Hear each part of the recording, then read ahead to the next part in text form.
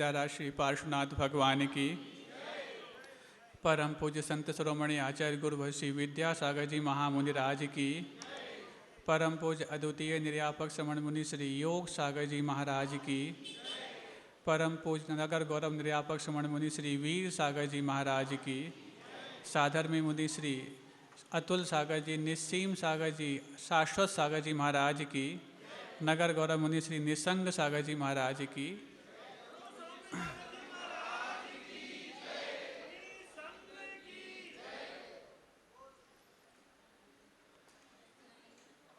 बोलना पड़ेगा क्या? मुस्कुराई। अच्छा, आप लोग तो सब समझ गए हैं। हाँ? महाराज जी बोल रहे हैं कल नहीं बोला, आज क्यों बोल रहे हैं? कल अलग टाइप की मुस्कान थी, आज अलग टाइप की मुस्कान है। मुस्कान तो दोनों जगह थी। तो सुनो, ये आना जाना यहाँ से अब जो भी सामान है आप लोग यहाँ एक तरफ रख लें, बीच में आना जाना ना करें। हाँ, पिछले कई दिनों से एक चर्चा सतत जारी है, न सिर्फ जारी है बल्कि उसको स्वयं स्वीकार करके लोग अपने आप को गुरु चरणों में आभारी मान करके भी आ रहे हैं। आखिरकार ये चर्चा आई क्यों? क्यों इस चर्चा को हवा देने का प्रयास किया जाता है कि हमें कुछ करना है, हमें कुछ देना है, हमें कुछ हल्का होना है? भारी भी बने रहे तो क्या दिक्कत है, रखे भी रहे अपने पास तो क्या दिक्कत है? और जो कहा जाता है कि यहाँ दे दो ज़्यादा खुशी मिलेगी, किसी व्यक्ति को अपने पास रखने में ज़्यादा खुशी मिलती है तो अपनी ज़्यादा खुशी को कम खुशी करे क्यों? ये ऐसे प्रश्न हैं जिन प्रश्नों के जवाब सही कई बार हम ढूंढने का प्रयास भी करते हैं, लेकिन ढूंढते ढूंढते अपनी ही मान्यता के घेरे में बने रहते हैं। और मान्यताओं का नाम संसार है। ये पूरा का पूरा संसार मान्यताओं से चल रहा है। इस मान्यताओं के आगे पीछे जरा भी कोई होने का प्रयास करे तो उस संसार की सांसारिक संविधान को क्षतिग्रस्त होने का जब भय लगता है तो वो कहता है ये तुम इस मान्यता के बाहर गए तो आपको संसार से बाहर कर दिया जाएगा। फिर वो सोचता है पता नहीं संसार से बाहर होने की बात यदि आ जाए तो मैं संसार से बाहर कहाँ जाऊँगा, क्योंकि उसने कभी मोक्ष तो देखा ही नहीं। और जब मोक्ष देखा नहीं तो संसार से छूट करके कहीं ऐसा ना हो कि और बड़ा कोई अकाल आ जाए, तो उस संसार की मान्यताओं में उसकी संविधान के तहत अपने आप को जीने का बार बार फिर प्रयास करता है। एक छोटा सा दृष्टांत याद आ गया। छोटा सा बच्चा है और उस बच्चे को एक किसी अपने घर के बाहर एक पेड़ लगा हुआ है, उस पेड़ से लगाव हो गया। व्यक्ति से लगाव हो तो फिर भी ठीक है, लेकिन पेड़ से लगाव हो जाए तो कई बार पेड़ का लगाव किस रूप में परिणत होता है आपको इस दृष्टांत में समझना है। धीरे धीरे वो पेड़ के पास जाता, पेड़ के साथ उस तने को हाथ में लेकर के चारों तरफ उसके घूमता, उसके नीचे बैठ करके कई बार लेट करके उसके फलों को गिनता, कई बार वहाँ से हुई हवा को आते हुए अपने हाथों में भर करके ये मानता कि नहीं इसकी पूरी हवा आज मेरे हाथों में आ चुकी है, क्योंकि मान्यताओं का नाम तो संसार है। यदि बच्चे ने हाथ फैलाए और हवा को भर लिया तो मान लेता है कि हवा मेरे पूरे अंदर भर गई। बच्चे ने हाथ फैलाया ऊपर चांद को देख लिया तो मान लेता है चांद मेरे हाथ में आ गया। इन सब मान्यताओं में कई बार हम बच्चे को तो कहते हैं छोटा बच्चा है, इसकी ऐसी मान्यता स्वाभाविक है, लेकिन हम बड़े होकर के भी उस बचपन से भी बड़ी बड़ी गलतियां कर देते हैं और मानते रहते हैं हमसे बड़े बुद्धिमान कोई और नहीं। अपन तो उस बच्चे की बात कर रहे हैं, हो सकता है बच्चे की बात सुन करके बड़े बड़ों को अपना बचपन भी याद आ जाए और बचपन में जो मैंने कुछ कर दिखाया था वैसा एहसास जागृत हो जाए। तो बस धीरे धीरे बच्चा बड़ा हो जा रहा है। वो हो गई क्यों नहीं? जब हम बड़े हो गए तो बच्चा बड़ा क्यों नहीं होगा? हम अपनी उन मान्यताओं में इतने बड़े हो गए कि मान्यताओं को छोड़ने का प्रयास नहीं करते। तो बच्चा ही है, वो तो उम्र से ज़्यादा बड़ा होना स्वाभाविक सी बात है। और क्या होता है, और इस दृष्टांत से आप ऐसे जुड़ करके सोचना कि शायद ये संवाद आपके उस पेड़ के बीच में चल रहा है। तो क्या होता है, एक बार क्या हुआ, लोगों ने देखा जब उस पेड़ में फल आए और बच्चा भी बड़ा होने लगा, तो जैसे ही बच्चे ने हाथ ऊपर किया तो पेड़ ने अपनी डालियां झुका लीं और बच्चे के हाथ तक फल पहुंचाने का प्रयास कर डाला। ये शायद हैरानी वाली बात है, हैरानी वाली बात नहीं, ये कहानी वाली बात है। और कहानी वाली बात होकर के नहीं कि कुछ भी लिख दी होगी, कुछ हुई होगी तब तो कहानी में आ पाई वो बात है। तो उस पेड़ ने, जैसे उस बच्चे ने हाथ ऊपर किया, पेड़ ने अपनी डालियां नीचे कर दी और बच्चे के हाथ में फल आ गए। बच्चे को बहुत अच्छा लगा और उस धीरे धीरे उस पेड़ की, उस बच्चे की आत्मीयता बढ़ती जा रही है। दोनों की चेतना बहुत अभी तक तो निर्मल थी। जब तक चेतना निर्मल होती है तब तक इस प्रकार के संवाद और इस प्रकार के वार्तालाप होना कोई बड़ी बात नहीं। लेकिन जैसे जैसे उम्र के विकास के साथ चेतना में ह्रास आता है तो वे चीज़ें कुछ और बदलने लग जाती हैं। अब क्या हुआ, बच्चा बड़ा हो गया, उसके खेल कूद के दिन गए और उछल कूद के दिन आ गए। महाराज, खेल कूद में उछल कूद में अंतर क्या है? खेल कूद में बचपना होता है और उछल कूद में अज्ञानता होती है। महाराज, क्या बचपन में अज्ञानता नहीं होती? यो यत्र अनविज्ञ स तत्र बालकः। जो जहाँ पर अनविज्ञ है वो वहाँ पर बालकवत है। हम ये नहीं कह सकते कि हम बड़े हो गए हैं, उस क्षेत्र में हम सब कुछ जानते होंगे। नहीं, हम बड़े हो गए हैं इसका मतलब नहीं हर क्षेत्र में हम जानकार हो गए हैं, क्योंकि हर क्षेत्र का, हर समय का जानकार तो मां सर्वज्ञ होता है। उसके पहले सारे छद्मस्त जो होते हैं कहीं ना कहीं अज्ञानता को स्वीकार करने लायक ही होते हैं। ये बात अलग है कि जब तक हम अपनी अज्ञानता को स्वीकार करते चले जाएं तब तक ही हम ज्ञानी हैं, और जब जब हम अपने आप को ज्ञानी मानते चले जाएं, अज्ञानता ने हमारा पीछा नहीं छोड़ा, ये मानने को मजबूर होना पड़ेगा। तो बस अब बच्चा बड़ा हो गया, उसकी चेतना जो बचपन में इतनी निर्मल थी थोड़ी थोड़ी मलिन हो रही है। और होता क्या है, बहुत दिन से बच्चा उस पेड़ के पास नहीं आया, लेकिन पेड़ तो उतनी ही निर्मल चेतना का अधिकारी था। वो बाट जो हो रहा है अपने उस छोटे से मित्र की, कब आएगा कब आएगा कब आएगा। अचानक एक दिन ऐसा हुआ कि वो जो मित्र था उसका, वो बड़ा हो चुका था, उस रास्ते से निकल रहा था जहाँ उस पेड़ था। अचानक आवाज आती है, आओ मित्र, बहुत दिन से कहाँ थे तुम। अब देखो, इसके पहले जो बातों का संवाद नहीं होता था, सिर्फ मात्र संवेदनाओं का संवाद होता था, उस समय तक ये वाली बात नहीं चुभती थी। लेकिन जब संवेदनाएं क्षीण हो गईं और बात जब सामने आई तो उसकी बात चुभने लग गई। तुम होते कौन मेरे बारे में पूछने वाले? वाह, जो कल तक तेरे हाथ ऊपर करने पर अपनी डाली नीचे करता था, और अब आज जब तू बड़ा हो गया है तो उसके सामने, उसके बुलाने पर, उसके पुकारने पर भी जवाब ऐसा देता है, तुम होते कौन हो मेरे बारे में पूछने वाले? नहीं, मैं होता कुछ नहीं हूँ, लेकिन पहले मैं कुछ देकर के खुश होता था। मैं सोचता हूँ आज भी मैं तुम्हें कुछ देकर खुश हो जाऊं। तुम मुझे क्या दोगे? मेरे लिए मकान की जरूरत है, तुम मुझे दे सकते हो? तो वो जो पेड़ है, ये पेड़ का वो बच्चे का संवाद है। शायद आप लोगों को लगेगा कि ये कैसी कुछ प्रतीकात्मक कहानी है। नहीं, ये घटने वाली कहानी है, क्योंकि घटी है तब तो जाके कहानी के रूप में वो आ पाई है। तो पेड़ कहता है, मकान तो तुम खुद बना लोगे, लेकिन मकान के जो लकड़ियां हैं वो शायद मैं तुम्हें दे सकता हूँ, और तुम चाहो तो मेरा तो जीवन हो चुका है। इतनी बड़ी बड़ी शाखाएं हैं, इतनी बड़ी बड़ी शाखाओं को मैंने पूरे कई मीटरों में फैला दिया है। तुम चाहो तो सारी शाखाओं को काट डालो और अपना मकान बना डालो, वो खुशियाँ अपने पास ले आओ। तो बस थोड़ी सी बात समझ में आई। थोड़ी देर मित्र वो रुका कि शायद आज भी पेड़ मेरे लिए कुछ देने लायक है, तो बस जाता है।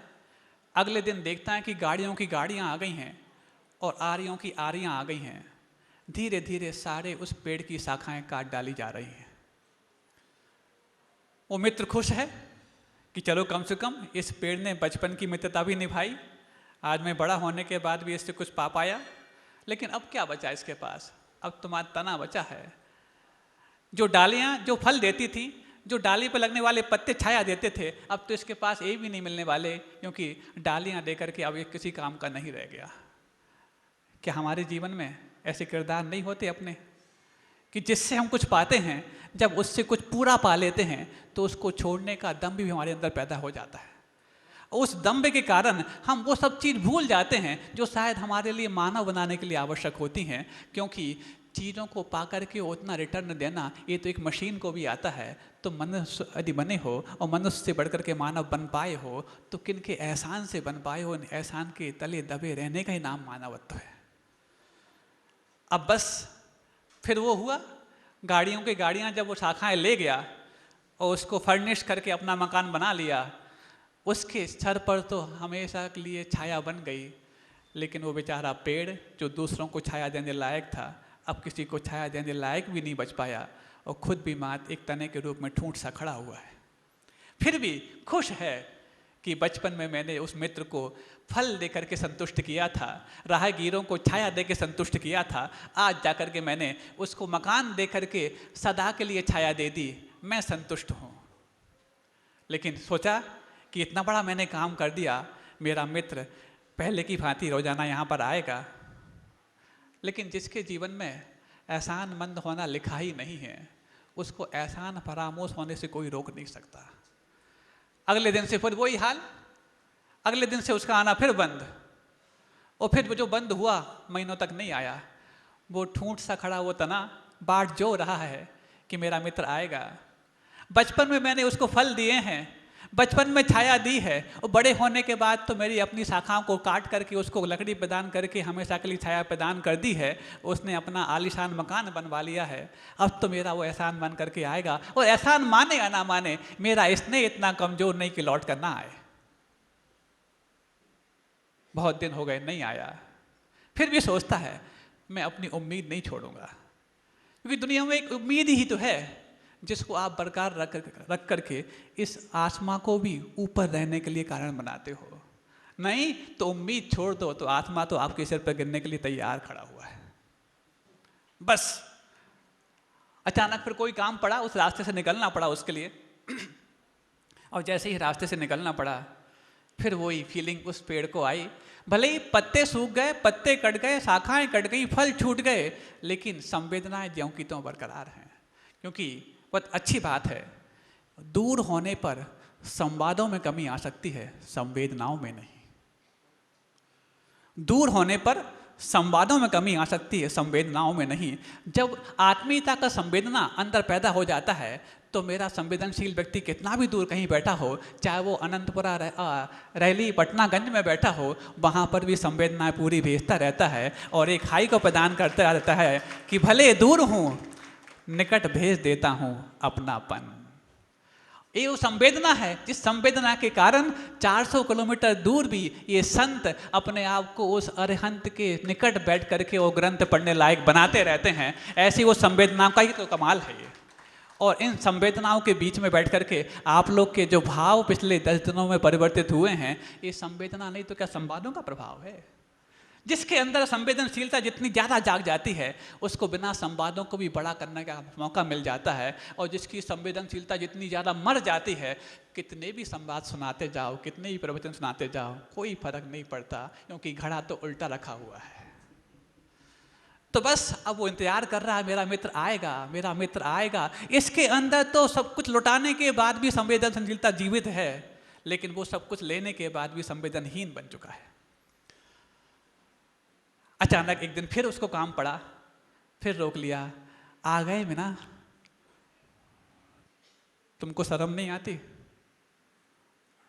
मैं अब कितना बड़ा कामकाजी हो गया हूं, कितना कहना चाहिए विजी लाइफ वाला हो गया हूं, और तुम मेरे लिए उतने ही बचपन के समान इजी समझते हो। यहां से निकलना मेरे लिए दूभर हो गया, इसलिए मैंने रास्ता बदल दिया था। वो तो आज मजबूरी थी, मुझे इस रास्ते से निकलना पड़ा, और फिर तुम वो टोकने लग गए। तुम्हें पता नहीं है इतना कि अच्छे काम के लिए कभी जाते हैं तो टोकना नहीं चाहिए किसी के लिए? नहीं नहीं मित्र, मैं तुम्हें टोक नहीं रहा हूं, ना तुम्हें रोक रहा हूँ, मैं तो अपनी उस संवेदनाओं का एहसास कराने जा रहा हूँ कि जब मेरे कटने के बाद भी संवेदना जीवित हैं। तुम तो आज भरे पूरे हो, तुम तो और संवेदनशील हो गए होगे। ज़्यादा बातें नहीं करो, मुझे सब पता है। तुम मुझे देख क्या सकते हो? मेरा परिवार है, मेरा व्यापार है, मेरे रिश्तेदार हैं, मुझे सबको देखना पड़ता है, और तुम हो तो सिर्फ मुझे देखते रहते हो। कर तो दिया मेरे लिए, बचपन में तुम्हें कितना प्यार दिया। तुम अपने पेड़ जो तुम्हारे सगे थे उनसे प्यार नहीं पा पाए, मैं तो मनुष्य था, तुम्हें खूब दे दिया। अब तो कम से कम मेरा पीछा छोड़ो। देखो संवाद कैसे बदलते हैं, और जब अंदर से वो चीजें गायब होती हैं तो संवाद किस ऊंचाई को भी छू देते हैं, जिस ऊंचाई को शायद वो गहराई की भी तरह मान सकते हैं। तो देखो, नहीं मैं समझ नहीं पाया, अब तुम्हें किस चीज की जरूरत है? तुम्हें नहीं समझ में आया तो फिर क्यों टोकते हो? तो मैं समझ तो सकूं, आगे से टोकना बंद कर दूंगा। तो सुनो, मैं दूर व्यापार करने जा रहा हूं और रास्ते में एक नदी पड़ेगी। तुम्हारी बातों में उलझ गया ना, तो मेरे लिए नदी को पार करने के लिए कोई साधन नहीं मिलने वाला। और वैसे भी सुना है कि वहां पर कोई रास्ते में नाव नहीं है। मैं ढूंढ रहा हूं कहीं कोई नाव मिल जाए। शायद यदि मैं दे सकूं तो तुम का दोगे नाव? तुम तो खुद एक जगह खड़े रहते हो और मुझे पार करना है पूरी नदी। अब मेरा जीवन बचा ही क्या है? तुम्हारी बाट जोते इतना सब कुछ निकाल दिया। ये जो तना पड़ा है इसमें अभी इतनी मोटी लकड़ी है कि तुम चाहो तो इसको पूरा जड़ से काट करके और पूरा का पूरा नाव बना सकते हो। देखो, जिसके अंदर देने का सुकून विद्यमान है वो दे करके भी खुश है, और जिसको लेने का अभिमान अभी तक मिला, उसको फिर लेने के बाद भी एहसान तो नहीं आ पाया, अभिमान पूरा का पूरा आ गया। और बस क्या था, उसने जैसे ही सुना, चलो कम से कम अंत समय एक काम तो आ रहा है, टोका भले ही सही, नाव तो बना के दे रहा है। और बस उसको पूरा जमीन से काट दिया और उस पूरी लकड़ी को फर्निश करके नाव बना ली और दूर विदेश यात्रा को चला गया। अभी तक तो उम्मीद थी इसी गांव में रहता है, इसी गांव में रहता था तो पहले जब हाथ ऊपर करते थे तो फल देता था। अभी तक तो उम्मीद थी कि जब वो आता था तो उसके लिए छांव देता था। अभी तक तो उम्मीद थी जब वो आया तो उसके लिए लकड़ी बनाकर फर्निश मकान दे डाला। अभी तक तो उम्मीद थी वो जब यहीं पर था तो उसके लिए नाव पार करने के लिए दे दी। अब तो वो विदेश चला गया, आने की उम्मीद भी अब खो दी। लेकिन नहीं, विदेश गया तो है लेकिन व्यापार के लिए। परिवार तो यहीं छोड़कर गया है, शायद लौटेगा। अब वो जो जमीन से पूरा पूरा कट चुका है पेड़, लेकिन उम्मीद भी आसमान को छुए रखा हुआ है। लौटेगा, लौटेगा। जीवन का जब तक अंतिम कतरा बाकी है तब तक मैं अपने मित्र को अपने से दूर नहीं होने दूंगा, इस उम्मीद में बैठा हुआ है। वर्षों निकल गए उसको व्यापार करते करते, और वर्षों निकल गए व्यापार करते करते, और जब वो अचानक ठंडी के दिनों में वापस लौटता है, रात हो जाती है, पैसा कमाकर लौटा हुआ है, पता नहीं रास्ता भूल गया या उस पेड़ की किस्मत अंत समय में भी जाग गई, उसी रास्ते से गुजरना उसका फिर हो गया। जमी दौच हो चुका वो जो पेड़ है, उसकी संवेदनाएं उसकी पदचाप को सुनकर के फिर हरी भरी हो उठी। आ गए ना मित्र, सोचा था रात का समय था, कोई मुझे देख नहीं पाएगा, लेकिन जिसके अंदर वो भगवत सत्ता विद्यमान है वो तो रात के अंधेरे में भी देख सकते हैं और अमावस की काली रात में भी सबको प्रकाश दे सकते हैं। तो बस कहता है आ गए ना। अब वो देखता है अब ना पेड़ है, ना शाखाएं हैं, ना फल है, ना डाली है, ना पत्ते हैं। अब कौन बोल रहा है? नहीं नहीं, कोई और नहीं, जिसके ऊपर तुम पैर रखे हो वही तुम्हारा पुराना साथी बोल रहा है। अच्छा, जमीन में आ गए, उसके बाद भी अरमान नहीं छोड़े? क्यों छोड़ दूं? जब मेरा मित्र ही इतना बड़ा भगवान है तो भगवान से अरमान कौन छोड़ देता है? सोचो, मतलब आप इस सोच इस संवादों में होकर के यदि आपको लगे कि ये आपके और किसी दूसरे व्यक्ति के बीच का संवाद है तो आपकी कहाँ कहाँ तक फीलिंग जा सकती है, आपको सोचना पड़ेगा। तो बस तुम मुझे क्या दोगे? अब क्या दे सकते हो? अब तो मेरे लिए ठंड लग रही है, मुझे घर जाने दो, वैसे ही पैसा कमा के आया हूँ, रास्ते में किसी ने लूट लिया तो और दो पड़ जाएगी। मित्र, पैसा कमा के आए हो लेकिन थोड़ा सा प्रेम भी लेके चले जाओ, क्योंकि पूरा पैसा खर्च करने के बाद भी मिल पाए, जरूरी नहीं। वो तुम तो हो ही उस बिरादरी के जहाँ पर सबसे पहले प्रेम सूखता है। पत्तों को हरा भरा कर भी दो तो पत्ते तो फिर भी बेजान थी, जानदार हो सकती हैं, लेकिन तुम्हारा तो प्रेम सूखने के बाद तुम्हारा धन भले ही खूब हो जाए लेकिन तुम्हारा किरदार नहीं बनता। बस बात लग गई। क्या कर सकते हो तुम मेरे लिए? ज़्यादा बात नहीं करो, मुझे घर जाना है। तुम्हें ठंड लग रही है ना, यदि मैं तुम्हारी ठंड दूर कर सकूं तो तुम वो ठंड दूर करोगे।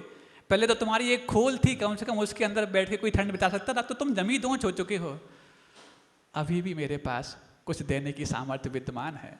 तुम चाहो तो तुम्हारे पास यदि आग हो तो मेरा अंतिम कतरा भी इसके लिए न्यौछावर करा लो। माचिस हो तो मेरे जो अंतिम तिनके पड़े हुए हैं उनमें आग लगा दो, ताकि मैं देने का सुकून हमेशा के लिए अपने पास रख पाऊँ। और बस वो तो इतना एहसान फरामोश था कि उसने जैसे ही उस पेड़ के अंतिम उस ठूठ के भी कटे बटे अंकुरों की बात सुनी, माचिस निकाली, तीली जलाई और आग लगा डाली। रात भर अपनी ठंड से अपने आप को बचाया। ये लेकर के भी किसी प्रकार से नहीं शर्माया और वो दे करके भी इतना खुशगवार हुआ कि कम से कम जीवन का हर एक पल मेरे देने के काम आया। ये देने के काम आने का जो सुख, उसके साथ सुकून हमेशा चलता रहा। बचपन में भी चलता रहा, बुढ़ापे में भी चलता रहा और मृत्यु में भी चलता रहा। हम सुकून को पाने के लिए कुछ लेने के किरदार बने बैठे हैं। अरे देने का सुकून देखो तो जीवन भर हमारा सुकून हमारे पास रहेगा। सब कुछ चला जाने के बाद भी हम खुशनुमा नहीं रहेंगे। अब इसको हम दृष्टांत को दो रूपों में समझ सकते हैं। एक तो वो जो हम स्वयं हैं और एक वो जो रहली पटनागंज में विराजमान है। हमने यदि कभी देने का सुख देखा होगा, जिस व्यक्ति ने उस दान का जुआ खेल लिया, जिस व्यक्ति ने उस दान का व्यसन खेल लिया, उसको कभी दान दिए बगैर चैन नहीं पड़ता। जिस व्यक्ति ने देने का आनंद अपने साथ जोड़ लिया है, उस व्यक्ति को दिए बगैर राय नहीं पड़ती। आप लोगों ने यदि दिया हो तो आप लोग अपने जीवन से समझो।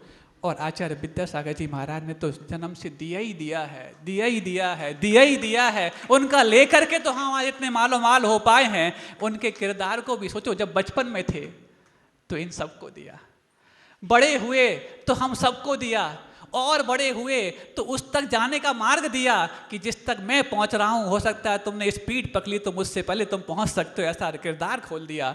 और उसके बाद जब अवस्था ऐसी आई जब पूरा का पूरा खुद को देने लायक था, उसके बाद भी देते जा रहे हैं कि जाओ, तुम्हारा जीवन इतना ही मात्र नहीं कि तुम्हारे 4-4, 5-5 मंजिला और 6-6 खंड के मकान हो जाएं तो तुम सुकून से रह पाओगे। भगवान को उनका सही असली घर बना दोगे तो तुम्हारा सुकून बिना मकान के भी अपने आप पहुंच जाएगा। ऐसे हमेशा देने का जो बात उनके मन में आ चुकी है, लेकिन हम पाकर के भी ऐसे एहसान फरामोश बन जाते हैं कि उस अंतिम अपनी उस स्टेज को भी सोच करके हमारे रूह नहीं कांपती कि हम अब तक कहाँ पहुँच पाए हैं।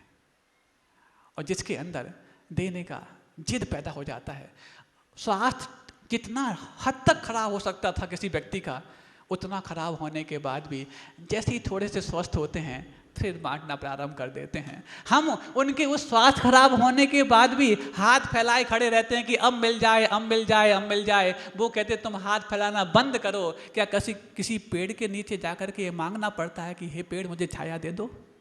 वो पेड़ किस काम का जो नीचे पहुंचने वाले राहगीर को छाया ना दे पाए, और वो संत किस काम का जो उनके सामने आए हुए को आशीर्वाद ना दे पाए। और आशीर्वाद दिया कैसा है, पहले हम ये पहचान में तो आ पाए। गुरुओं का आशीर्वाद सिर्फ उन्हीं के जीवन में फलता है जिनके जीवन में उनके आशीर्वचन पलते हैं। जिनके जीवन में गुरुओं के आशीर्वचन पलते हैं, उन्हीं के जीवन में उनके आशीर्वाद फलते हैं। आपको लगता है कि ऐसा आशीर्वाद दे दें, अरे ये 4x4 का आशीर्वाद आप क्यों मांगना चाहते हो? जिनके पूरे आत्मप्रदेशों से पूरे सर्वांग से जगत कल्याण की भावना निश्चित होती रहती है, उनके पास भी जाकर के आप ऊधम मचा करके मात्र 4 इंची का आशीर्वाद पाना चाहते हो। अरे तुम्हारे लिए पूरे सर्वांग का आशीर्वाद जब फील नहीं हो पा रहा तो 4 इंची का क्या कमाल कर लेगा? और जिसके अंदर पूरे सर्वांग का आशीर्वाद फील होने लग गया है, वो 4 इंची का अपेक्षा क्यों करेगा? और यदि लगता है कि हमें वहीं जाकर के आशीर्वाद मिलता है तो शायद उन्होंने यहाँ पर आपके यहाँ ट्रांसफार्मर की व्यवस्था नहीं की होती। जब इतने बड़े ट्रांसफार्मर यहाँ लगा दिए, आपके घर तक आशीर्वाद पूरा का पूरा पहुँच जाए, बीच में किसी प्रकार से कोई दखलंदाजी ना हो पाए, इतने बड़े निर्यापक श्रवण आपके सामने विराजमान करा दिए, अब तो आपको इनके सामने नतमस्तक होकर के इनके आशीर्वाद में डबल आशीर्वाद पाना है। आचार्य गुरुवर विद्यासागर जी महाराज का पूरा आशीर्वाद और इनका उनके विश्वास के साथ साथ देवड़ा आशीर्वाद, 2.5 गुना आशीर्वाद आपको मिल रहा है। उसके बाद भी सोच रहे हो कि आशीर्वाद कम पड़ रहा है। और जिसके जीवन में पूरा आशीर्वाद पलने लग जाता है तो फिर उसको कुछ सोचना नहीं पड़ता, महाराज अब हमें चंदा नहीं देना, अब तो हमें दान देना है। क्योंकि बात तो समझ में कल ही आ गई कि जब कोई पकड़ के कुछ मांगे तो उसको चंदा बोला जाता है, और जब हम स्वयं पकड़ करके दूसरों के चरणों में अर्पित कर जाएं इसका नाम दान बोला जाता है। और दान से ही हमें अपने मंदिर का निर्माण कराना है, चंदा से तो खैराती अस्पताल खुलते हैं। महाराज क्या करें, समस्या ऐसी है। ये बात सुन लेना, कभी किसी दूसरे के भरोसे अपना कोई काम मत करना, चाहे वो समस्या हो, चाहे वो दुकान हो, चाहे वो परिवार हो, चाहे निमित्त हो। कभी किसी के भरोसे अपना कोई काम मत करना, क्योंकि दूसरों के कंधों पर तो जनाजे उठाए जाते हैं, और जनाजे तब उठाए जाते हैं जब हम नहीं रहे होते हैं। अभी हम जीवित हैं, अभी हम जीवित हैं, पूरा का पूरा अपने ऊपर जिम्मा लेकर के गुरुदेव का आशीर्वाद पूरे अपने अंदर समेट के रख सकते हैं। क्योंकि दूसरों की बजाय अपने आप से अपेक्षाएं रखो, दूसरों से रखोगे पीड़ा मिलेगी, और अपने आप से रखोगे प्रेरणा मिलेगी। और अपने आप से प्रेरणा लेने लायक ही ऐसा हमारे लिए आशीर्वाद गुरुदेव ने देकर के आप लोगों के सामने रखा है। अब उसका उपयोग जो जितना कर पाए उतना मालो माल हो पाएगा, नहीं तो लेने वाला तो हमेशा कंगाल बना रहता है, जैसा कि उस मित्र का हाल हुआ है। और देने वाला तो अंतिम क्षण भी ये मान के सुकून पाता रहता है कि मेरा एक समय भी ऐसा ना निकला जो मैं दूसरों को खुश ना कर पाया हूँ। खुशियाँ आती कैसे हैं? किसी को जोड़ करके खुशियाँ आती होती तो लोहा भी जंग को जोड़ता है, लेकिन अल्टीमेटली जंग ही लोहा को हजम कर जाती है। खुशियाँ यदि ग्रहण करने से आती होती तो एक जलीय जंतु होता है घोंगा, मछली उस घोंगे को निकलती है और अंदर ही अंदर घोंगा उस मछली को छाप कर जाता है। ये ग्रहण करने का परिणाम है, और त्याग करने का परिणाम तो हर व्यक्ति जानता है, क्योंकि हीरा भी बिना संघर्ष के चमक नहीं पाता है। संघर्ष करने में कुछ छूटता तो है लेकिन मिलती चमक है, और रखने में कुछ मिलता तो है लेकिन मिलती अंधकार की कालिमा है। उस कालिमा से हमारे लिए पुनः चमकदार उजाले की ओर ले चलने के लिए मैं परम पूज्य बड़े महाराज से निवेदन करता हूँ कि मैं अपनी अमृतमयी वाणी से हमें कृतार्थ करने की कृपा करें। परम पूज्य बड़े महाराज जी। दुर्लभ गुरु का दर्श है, दुर्लभ गुरु का साथ, दुर्लभ उठना गुरु नजर, दुर्लभ सर पर हाथ, दुर्लभ गुरु संकेत हैं, दुर्लभ तत्पालन, दुर्लभतम गुरु चरण में है समाधि धारण।